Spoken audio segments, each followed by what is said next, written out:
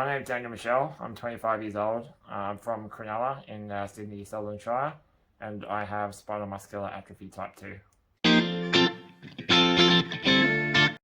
So SMA, spinal muscular atrophy, it's a neuromuscular condition that affects most of the muscles that are required to do daily activities. So as a result, I use a wheelchair to get around, and I have people to support me in my daily life. I have a lot of assistive technology that helps me maintain a level of independence, and just make the most of what I do have.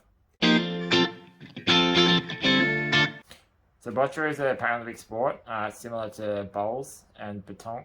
The objective of the game is to land coloured balls as close as possible to a target ball that we call the jack.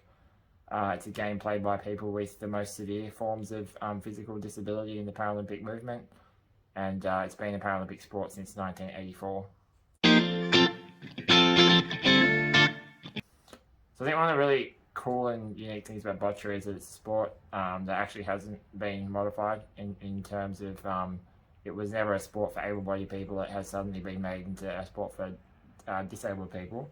It was made for people with disabilities to compete recreationally originally, and then that transcended into higher levels of the sport. And it's been that way, as I said, at the Paralympic Games since 1984.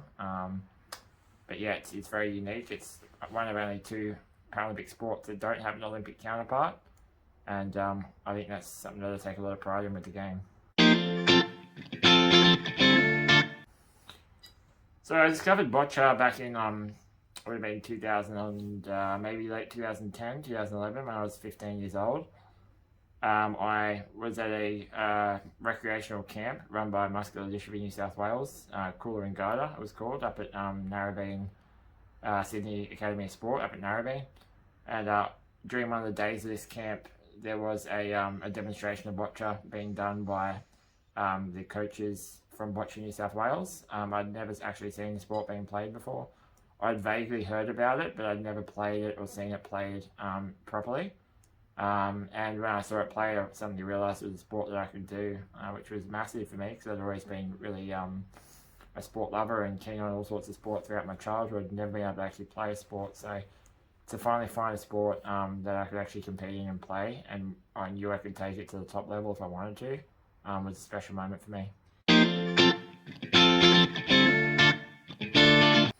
So my journey obviously started from the time when I first played boccia back in 2010, 2011, and from there I really set my sights on becoming the best player that I could possibly be, and hopefully compete at the Paralympic Games. So over the years I trained a lot, worked really hard on my understanding of the game, trained 5 days a week, 6 days a week a lot of the time in my early career, and put lots of hours in on court to build my game up. And sort of from 2013 onwards, I've represented the Australian team at different competitions around the world, which has been absolutely awesome. If you ask a 14, 15-year-old kid that I was whether I'd be playing sport internationally around the world, competing 4 or 5 times a year in different countries, I would have said you're dreaming. So just 3 or 4 years later to be able to be doing that was massive.